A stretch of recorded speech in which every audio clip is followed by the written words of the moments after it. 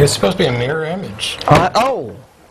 We can start over if you want. Can we Oh, we're live! Nah. Crap. Happens all the time. Hello, everybody. Welcome to the Atheist Experience. We are live. I'm your host, Matt Delaney. Joining me this week, Martin Wagner. Howdy. Next clapping is Joe. How you doing? Fine. How are you? We're good. All right. What's up, Joe? I think you made a comment a minute ago that may have given me a little insight, but here's my position. Who cares what others believe as long as they don't injure me and others and start wars?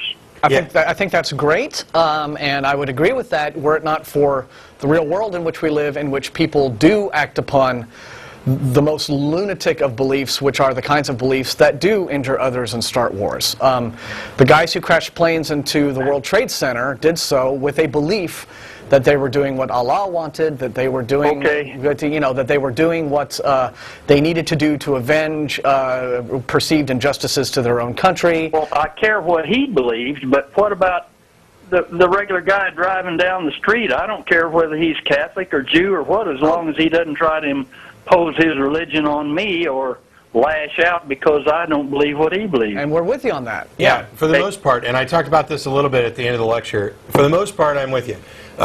Generally, my rights end where other people's begin, and it's the same for all of them. Okay. However, we do protect people from harming themselves. I mean, if they're demonstrably crazy, if they believe that they can leap off buildings and fly, we're probably going to lock them up for their own good. And taking little children to church is like teaching them the Grimm's fairy tales. Yeah, the thing is that, and this is one of the points that I made, beliefs are important for two reasons. One, they inform your actions. Okay. And two, they inform your future beliefs. Because there's a process your brain goes through in deciding whether or not something is true, whether or not you accept it. And if you begin to accept things that aren't true for bad reasons, you're more likely to accept other things that aren't true for bad reasons. You get off the track and open the doors to a lot of other nonsense. Right. So while I respect everybody's right to believe as their conscience dictates, and how could we do otherwise? We can't really mandate what somebody believes. I'm still. It's like people ask if we're trying to deconvert people. That's not a prime objective of the show. I'm happy when and if it happens, because I'd rather live in a world where everybody embraced reality and that we can come to kind of common understanding of that shared reality. But you're right. I'm sorry. I went from Presbyterian to Unitarian to Hitchens. Okay. That's my religious transformation. There you go. Just follow that path. Yeah. What do you mean, a little joke? No. Now, inasmuch as the average person, where their beliefs are fundamentally benign, it's all right. But there are different also degrees of harm, right?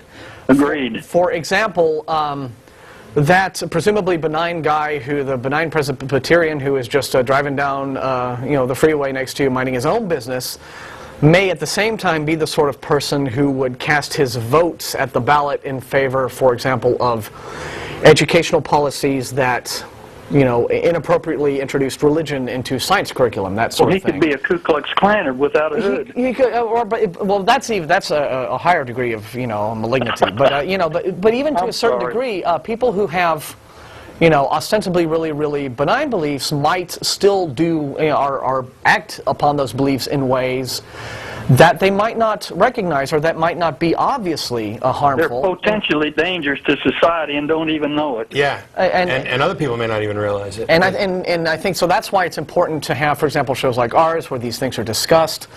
Because yeah, sure, it's one thing to strap a bomb to yourself and blow someone up based on beliefs, but it's a much milder thing, but not equally, but still potentially with long-term effects that are very pernicious, when you're doing things like, out of all innocence saying, well, what's wrong with having, creationism in science class? I'll shut up. I wish you guys had a bigger audience. Thank you. Well, we've got a big worldwide one so far. So, to a certain degree, I think that,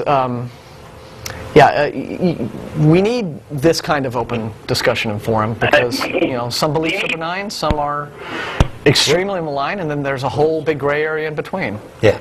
That's and what Joe called in and talked about was, somebody's beliefs are irrelevant as long as their actions are sane, and I guess I'd say that you can't really separate the two. No. Your beliefs matter. I really wish it was possible, to just not worry at all about what other people believe.